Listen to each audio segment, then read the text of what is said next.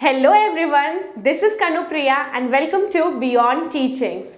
तो आज के क्लास में हम लोग डिस्कस करने वाले हैं कोवेलेंट कंपाउंड्स क्या होता है। हम लोग डिस्कस कर रहे हैं क्लास 10th के चैप्टर नंबर 4 जो कि है कार्बन एंड इट्स कंपाउंड का। इसके हमने 2 क्लासेस ऑलरेडी कंप्लीट कर चुके हैं, ये हमारा 3rd क्लास है। हमने प्रीवियस जो हमारा सेशन था उसमें हमने डिस्कस किया था कि जो कार्बन जो कोवेलेंट बॉन्ड्स क्या होता है, किस तरह का कोवेलेंट बॉन्ड होता है। इसका जो पहला चैप्टर था हमारा, इससे फर्स्ट जो प्रीवियस चैप्टर था जो कि था मेटल्स एंड नॉन मेटल्स, उसमें हमने डिस्कस किया था आयनिक कंपाउंड्स क्या होते हैं, कैसे आयनिक कंपाउंड्स फॉर्म होते हैं। तो आयनिक कंपाउंड में क्या होता है, एक एलिमेंट जो होता है वो अपने इलेक्ट्रॉन को आपका गिव करता है और दूसरा जो आपका एलिमेंट होता है वो उसी जो इलेक्ट्रॉन को क्या करता है, गेन करके उनके बीच में एक बॉन्ड फॉर्म होता है जिसको हम लोग आयनिक बॉन्ड बोलते हैं, जिसमें कि एक पॉजिटिव आयन होता है और दूसरा नेगेटिव आयन होता है। तो आज के क्लास में हम लोग डिस्कस करेंगे कोवेलेंट कंपाउंड्स क्या होता है।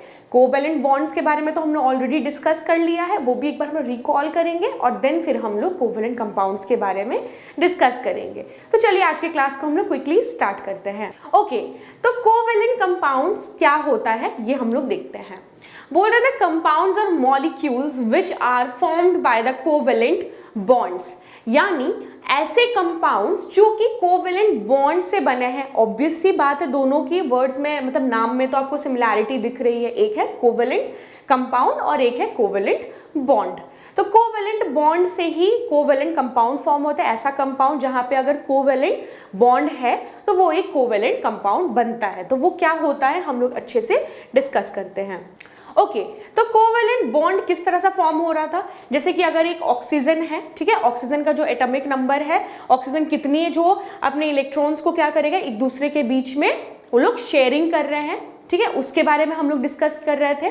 तो वो देख लेते हैं हम लोग। तो ऑक्सीजन के जो एटॉमिक नंबर ऑक्सीजन का कितना होता है, 8 होता है, यानी इसके आउटर मोस्ट सेल में कितने इलेक्ट्रॉन्स होंगे, इस तरह से होंगे, है ना, 2 आपके उसके जो इनर जो ऑर्बिटल होगा उसमें होंगे और जो आउटर उसका ऑर्बिटल होगा या शेल होगा उसमें 6 इलेक्ट्रॉन्स होंगे। उसे कितने इलेक्ट्रॉन्स की आवश्यकता है, उससे चाहिए 2 इलेक्ट्रॉन्स, जिससे कि वो अपना ऑक्टेट को कंप्लीट कर लेगा। आउटर मोस्ट शेल में 8 इलेक्ट्रॉन्स हो जाएंगे तो वो एक और ऑक्सीजन के साथ वो बॉन्ड बनाएगा जिसका सेम होगा, यही है ना, इनके बीच में क्या होगा, 2 इलेक्ट्रॉन्स का शेयरिंग होगा। ये 2 इलेक्ट्रॉन्स की इनके बीच में शेयरिंग होगी। हम जानते हैं कि 2 इलेक्ट्रॉन्स की शेयरिंग हो रही, यानी कि ये आपका डबल बॉन्ड फॉर्म हो रहा है। ये होता था आपका एक कोवेलेंट जो बॉन्ड होता है वो किस तरह से बनता है, ये हो गया आपका कोवेलेंट बॉन्ड। कोवेलेंट बॉन्ड बन गया। अब जिसमें कोवेलेंट बॉन्ड हो रहा है उसको हम लोग कोवेलेंट कंपाउंड बोलेंगे। यानी यहाँ पे जो ऑक्सीजन मॉलिक्यूल है ना, 2 ऑक्सीजन है, हम जानते हैं कि ऑक्सीजन हमेशा मॉलिक्यूलर फॉर्म में होता है, यानी कि 2 ऑक्सीजन हमेशा साथ में होते हैं, O2 होता है। तो ये जो ऑक्सीजन है ये आपका एक कोवेलेंट कंपाउंड कहलाएगा। कोवेलेंट कंपाउंड हम इसे कह सकते हैं। क्यों कह सकते हैं, क्योंकि इसमें कोवेलेंट बॉन्ड हो रहा है, शेयरिंग हो रही है इलेक्ट्रॉन्स की। सिमिलरली ऐसा ही एक और आपका एग्जांपल है, जैसे कि हाइड्रोजन हम लोग जानते हैं, है ना, हाइड्रोजन H2 वो भी हमेशा 2 के फॉर्म में, मॉलिक्यूलर फॉर्म में होता है। ये हाइड्रोजन एटम नहीं बोलेंगे, हम इसे हाइड्रोजन मॉलिक्यूल बोलेंगे। मॉलिक्यूल क्यों बोलेंगे, मॉलिक्यूल हम जानते हैं क्या होता है, 2 हाइड्रोजन आपके जो एटम से मिलके मॉलिक्यूल फॉर्म होता है ना। एटम क्या होता है, एक सिंगल, उसमें अगर आप लोग कोई एक और अगर मिक्स कर देंगे, अगर वो 2 हो जाएगा या 3 हो जाएगा, 4 हो जाएगा, तो इसे हम लोग क्या बोलेंगे, हम बोलेंगे इसे मॉलिक्यूल। एटम क्या होता है, सबसे छोटा होता है। यानी अगर एक आपका घर है, वो घर जो आपके डिफरेंट ब्रिक से बना है, यानी ईटा से बना हुआ है, एक जो उसका ईटा है या ब्रिक है वो क्या होगा, एटम होगा, उनसे मिल के जो बन रहा है वो क्या होगा, मॉलिक्यूल होगा। यही सेम चीज यहाँ पे भी होता है। क्लियर। तो हाइड्रोजन जो है यहाँ पे 2 है, हाइड्रोजन का सेम होता है, इसका क्या होता है, एटॉमिक नंबर 1 होता है। तो ये भी अपना क्या करना चाहता है, शेयरिंग करना चाहता है, 1 इलेक्ट्रॉन यहाँ से शेयर किया और दूसरा हाइड्रोजन भी अपना 1 इलेक्ट्रॉन शेयर कर रहा है और इनके बीच में शेयरिंग हो रही है।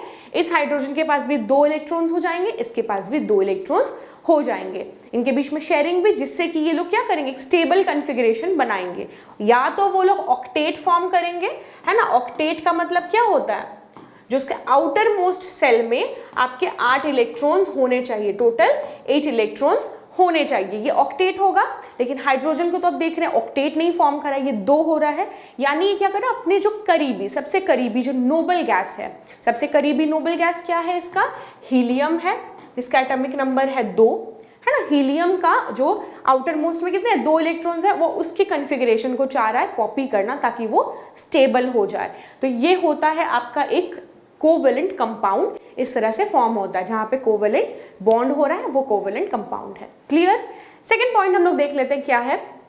And in covalent compounds atoms share one or more pairs of electron to form single, double और triple bonds। जैसा कि प्रीवियस क्लास में हमने डिस्कस किया था कि जो कोवेलेंट कंपाउंड्स होते हैं उनमें क्या होता है, जो उसके जो एटम्स होते हैं वो क्या करते हैं, एक दूसरे से शेयर करते हैं।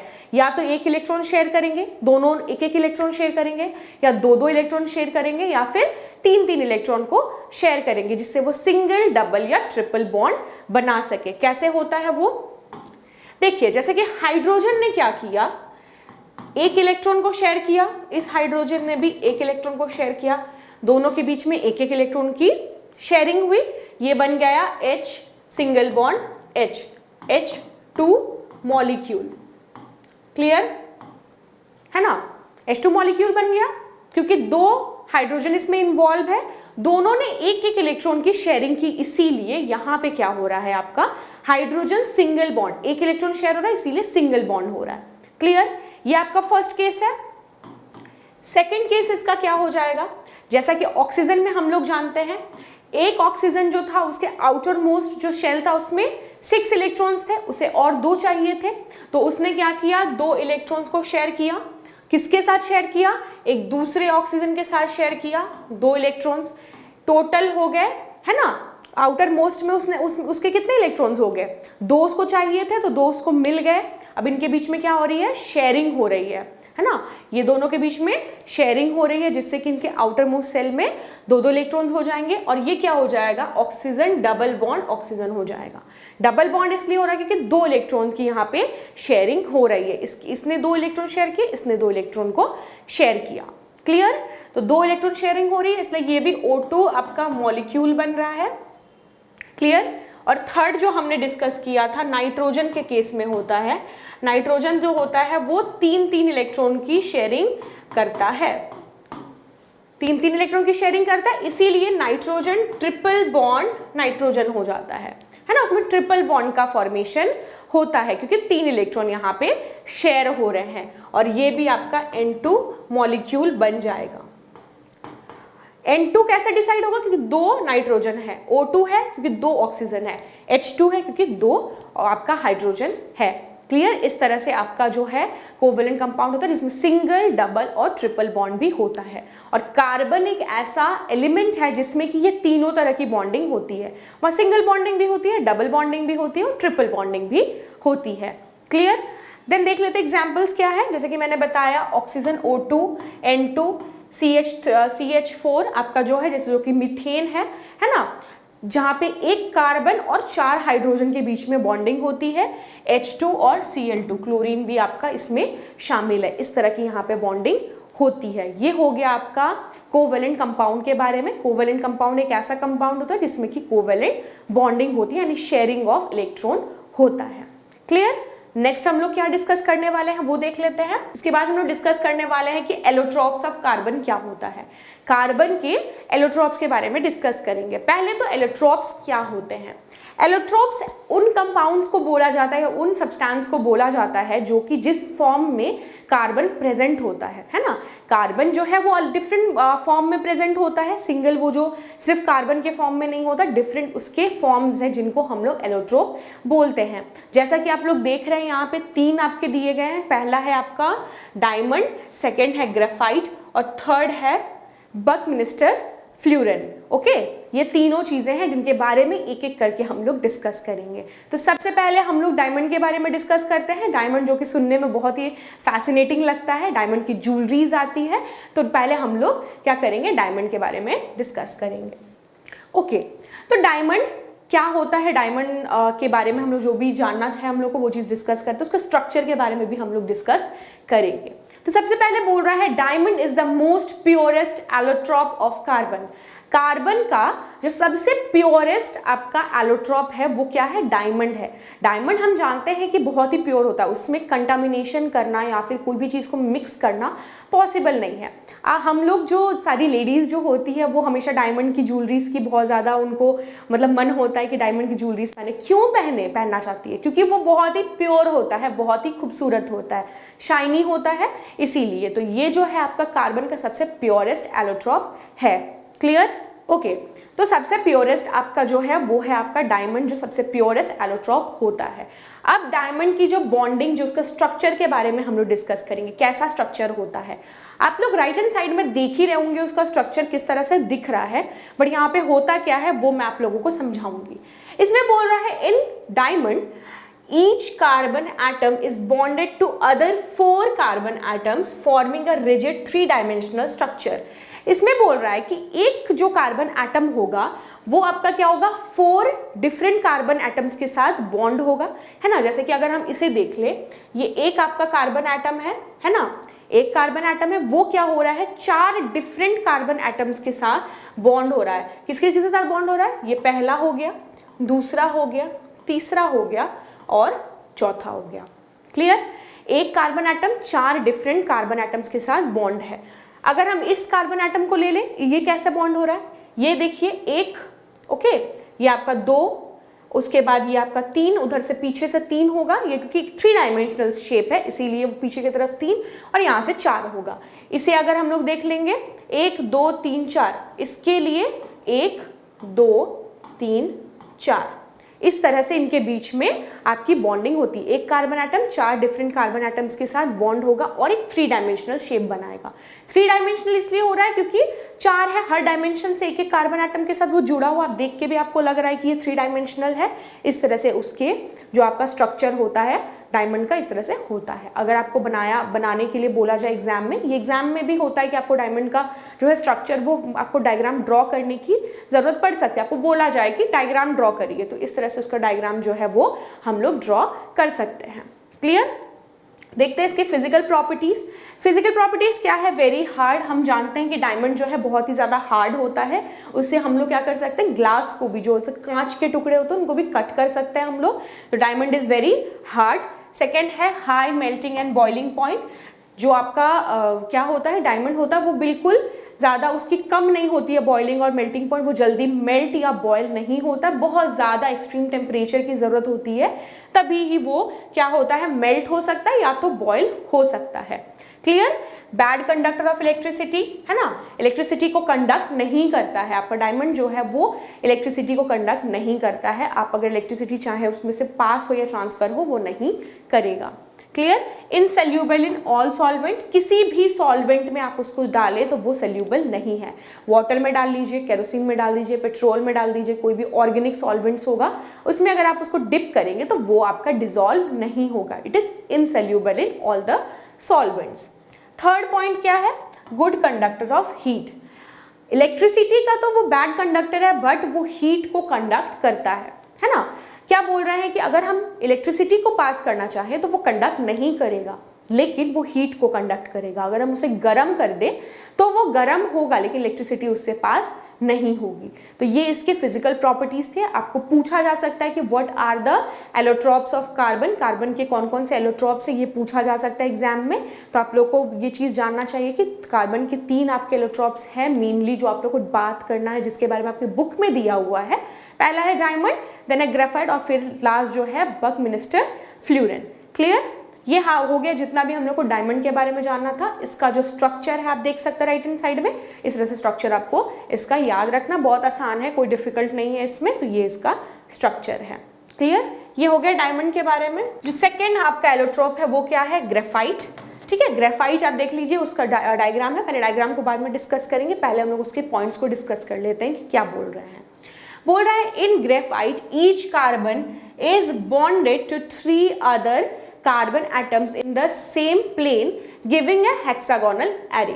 बोल रहा है कि हर एक कार्बन एटम जो है वो बॉन्ड हो रहा है कितने कार्बन एटम्स के साथ, 3 अदर। वहां पे क्या था डायमंड में 4 कार्बन एटम के साथ वो आपका क्या हो रहा था, बॉन्ड हो रहा था। यहाँ पे 3 अलग कार्बन एटम के साथ वो बॉन्ड होगा इन द सेम प्लेन, एक ही प्लेन में। है ना, एक ही प्लेन में, जिससे कि उसको एक हेक्सागोनल एरे मिल रहा है, एक हेक्सागोन की तरह फॉर्म हो रहा है। जैसे कि देखिए, अगर ये आप देखेंगे, ये आपका एक है कार्बन एटम है, ये कार्बन जो है ये 3 अलग अलग जो कार्बन के साथ जुड़ रहा है, 1 2 3, ये हो गया 1 2 3 इसके लिए। क्लियर? देन इसके लिए अगर हम लोग देखेंगे तो 1 2 3 है ना, अगर इसके लिए देखेंगे तो ये 1 2 3 हो गया। अब इसके लिए अगर हम देखेंगे तो इस कार्बन के लिए ये पहला हो गया, ये आपका दूसरा हो गया, तीसरा आप देख सकते हैं कि नीचे की तरफ है, ये बॉन्ड हो रहा है इसके साथ, ये इसका थर्ड है, इस तरह से बन रहा है, जिससे क्या हो रहा है, एक हेक्सागोन का फॉर्म ले रहा है। हेक्सागोन हम क्या जानते हैं, उसके 6 साइड्स होते हैं, 1 2 3 4 5 6। क्लियर? ये भी आपका 1 2 3 4 5 6 ऐसे करके ये जो आपका है एक हेक्सागोन की तरह फॉर्म हो रहा है। ये दिख तो रहा है 3 डायमेंशनल, लेकिन ये हेक्सागोनल एरे में फॉर्म हो रहा है। क्लियर? सेकेंड पॉइंट देखते हैं क्या है। Graphite structure is formed by the hexagonal array being placed in the layer one above the other. यहाँ पे जैसे आप देख सकते हैं एक लेयर है, इसके ऊपर एक और लेयर है, ये तो आपको सिर्फ 2 लेयर का दिखा रहा है, लेकिन ये पूरा फॉर्म कैसे होगा, ये इसके ऊपर एक, फिर उसके ऊपर एक, इसके ऊपर ऐसे करते करते एक जो हेक्सागोन का जो है वो एरे पूरा लंबा सा फॉर्म होगा, जिससे कि एक के ऊपर एक जो है प्लेन्स आपके बैठे हुए होंगे। इस तरह से इसका स्ट्रक्चर है। इसका भी स्ट्रक्चर बहुत इंपॉर्टेंट है, जिसको कि आपके एग्जाम में आ सकता है। ये प्रॉपर्टीज जान लेते हैं कि ग्रेफाइट की क्या डिफरेंट प्रॉपर्टीज है। तो पहला प्रॉपर्टी है good conductor of heat and electricity. Graphite जो है वो हीट को भी कंडक्ट करता है और इलेक्ट्रिसिटी को भी कंडक्ट करता है। क्लियर? सेकेंड पॉइंट क्या है, used as dry lubricant at high temperature. High temperature में हम जानते हैं कि ल्यूब्रिकेंट्स जो होते हैं हमेशा यूजुअली यूज होते हैं क्या, ऑयल्स होते हैं, ग्रीस होते हैं, उनको हम लोग ल्यूब्रिकेंट के जैसा यूज करते हैं बड़े बड़े मशीन्स में। लेकिन जो ग्रेफाइट है उसको बोल रहा है कि वो ड्राई लुब्रिकेंट की तरह यूज होता है, यानी जो वो होता है क्या होता है, आपके जो ऑयल्स होते हैं वो क्या लिक्विड ल्यूब्रिकेंट्स होते हैं, ये आपका क्या है ड्राई लुब्रिकेंट है एट हाई टेम्परेचर। ज़्यादा टेम्परेचर अगर है तो वहाँ पे अगर हम ऑयल वगैरह डालेंगे तो क्या होगा, वो हीट होके क्या हो सकता है, वहाँ पे एक्सप्लोजन हो सकता है, वहाँ पे फायर लग सकता है। लेकिन इसको यूज़ किया जाता है बहुत ही हाई टेम्परेचर पे मशीन्स में, जहाँ पे हम लोग ग्रेफाइट को ड्राई लुब्रिकेंट की तरह यूज़ करेंगे, जिससे कि वो फायर भी कैच नहीं करेगा और वो अच्छे से इसको लुब्रिकेंट भी करेगा बड़े बड़े मशीन्स में, ओके, बड़े बड़े इंडस्ट्रीज में। थर्ड पॉइंट जो है वो क्या है, thermodynamically more stable than diamond. Diamond के आपके कंपैरिजन में वो ज़्यादा स्टेबल है, जो आपका ग्रेफाइट है वो ज़्यादा स्टेबल है एज कंपेयर टू किसके, डायमंड के केस से ज़्यादा स्टेबल होता है। क्लियर? ये आपकी चीज़ें थे ग्रेफाइट के बारे में जो आप लोग को जाननी थी, ये सारी चीज़ें हैं। स्ट्रक्चर इसका बहुत ही ज़्यादा इंपॉर्टेंट है, तीनों ही जो उसके एलोट्रॉप्स है तीनों के ही स्ट्रक्चर जो है वो इंपॉर्टेंट है, डायमंड हो चाहे आपका ग्रेफाइट हो, और थर्ड जो आपका है फ्लोरीन, उसका भी, ये सारे इंपॉर्टेंट आपके डायग्राम्स हैं। लास्ट है आपका बकमिंस्टर फ्लोरीन, जो कि बहुत ही कम आप लोग इसके बारे में आप लोगों ने सुना होगा। डायमंड और ग्रेफाइट के बारे में तो बहुत ज़्यादा सुना होगा, इसके बारे में थोड़ा कम सुना होगा। देख के ये लग रहा है क्या है, फुटबॉल जैसा लग रहा है, जिसको आप लोग जैसे यूजुअली आप लोग खेलते हैं, फुटबॉल की तरह शेप है, देख के पूरा ही फुटबॉल जैसा लग रहा है। तो ये कैसे इसका स्ट्रक्चर फुटबॉल जैसा है वो आपको बताएगा इसके बारे में जो चीज़ें हैं। बोल रहा है कि Buckminster fluorine C60 is also an allotrope of carbon. इसका जो आपका फॉर्मूला है वो है C60, इसको बोला जाता है क्योंकि बहुत सारे कार्बन एटम इसमें मिले हुए होते हैं। Is also an allotrope of carbon, ये भी एक कार्बन का एलोट्रोप है। बोल रहा है the structure of fluorine is like cage shape due to which it looks like a football. Football के जैसा दिखने का इसका रीजन है कि ये केज लाइक स्ट्रक्चर है। ठीक है, आप देख सकते हैं कि ये जो है इसके साथ भी अटैच है, इसके साथ अटैच है, ये सारे एक दूसरे से अटैच होकर एक गोल सा शेप लेते, जैसे कि केज है, लगेगा इसके अंदर अगर हम लोग किसी को डाल देंगे तो ये उसके लिए केज बन जाएगा। फुटबॉल की तरह स्ट्रक्चर ये बना रहा है, तो इसका स्ट्रक्चर बहुत इंपॉर्टेंट है। वैसे तो ज़्यादा डिफिकल्ट है नहीं, यहाँ पे आप देख सकते हैं एक पेंटागन की तरह बन रहा है। ये जो है आपका 3 आपके कार्बन एटम से मिक्स होके बन रहा है, एक पेंटागन की तरह फॉर्म हो रहा है। ये पेंटागन्स जो है वो एक दूसरे से मिल के एक पूरा बॉल जैसा स्ट्रक्चर बना रहे हैं। इसके जो आपके फिजिकल प्रॉपर्टीज है वो क्या है, देखते हैं। Insoluble in water but soluble in organic solvents. ठीक है, वाटर में जो वो सल्यूबल नहीं है, लेकिन जो ऑर्गेनिक सॉल्वेंट्स होते हैं उनमें वो आपका सल्यूबल है या डिसॉल्व हो सकता है। क्लियर? और नॉन कंडक्टर ऑफ इलेक्ट्रिसिटी है। इलेक्ट्रिसिटी इसमें कंडक्ट नहीं हो सकता है या फिर ट्रांसफ़र नहीं हो सकता है। इसके बारे में ज़्यादा फिजिकल प्रॉपर्टीज़ यानी कि इसके बारे में जितने ज़्यादा डिटेल्स हैं वो नहीं आपके बुक में दिया गया है और ज़्यादा इसके प्रेजेंट भी नहीं है, क्योंकि ये बहुत ही रेयर आपका एलोट्रॉप है जो कि यूजुअली आप लोग को नहीं दिखाता है। जैसे कि हम लोग जानते हैं डायमंड हम लोग यूजुअली हर जगह देख लेते हैं, उसके जो आपके जो ज्वेलरीज में हम लोग डायमंड देखते हैं या ग्लास कटिंग इंडस्ट्रीज में भी डायमंड को पाया जाता है। ग्रेफाइट तो आपके जो जिस पेंसिल से आप लोग ड्रॉ करते हैं या लिखते हैं उसमें ये ग्रेफाइट प्रेजेंट होता है, लेकिन ये जो बकमिंस्टर फ्लोरीन है ये हर जगह प्रेजेंट नहीं होता है। आपने शायद ही इसके नाम सुना होगा, तो इसके बारे में इसका स्ट्रक्चर आप देख लीजिएगा, स्ट्रक्चर इसका इंपॉर्टेंट है एंड जो भी फिजिकल प्रॉपर्टीज मैंने बताई आपके एनसीईआरटी बुक में है उसमें से रेफरेंस लेके आप इसके फिजिकल प्रॉपर्टीज को याद कर लेंगे। तो आज के सेशन में जो भी चीजें हमने डिस्कस की इसमें ज्यादा इंपॉर्टेंट है आपका क्या, तीनों एलोट्रॉप्स जो है उनके स्ट्रक्चर बहुत ही ज्यादा इंपॉर्टेंट है आपके एग्जाम पॉइंट ऑफ व्यू से, और साथ ही उनकी फिजिकल प्रॉपर्टीज अगर आप लोग याद कर ले तो आप लोगों के लिए बहुत ही अच्छा होगा। चैप्टर के एंड में हम लोग क्वेश्चन आंसर्स डिस्कस करेंगे जो प्रीवियस ईयर में आ चुके हैं। तब तक के लिए आप अगर वीडियो आपको अच्छा लगा तो आप लाइक कर दीजिएगा, चैनल को सब्सक्राइब कर दीजिए ऐसे यूजफुल वीडियोस के लिए। हम लोग अगली क्लास में मिलेंगे और भी इसके आगे के जो टॉपिक्स है उसको डिस्कस करेंगे। तब तक के लिए take care and good bye.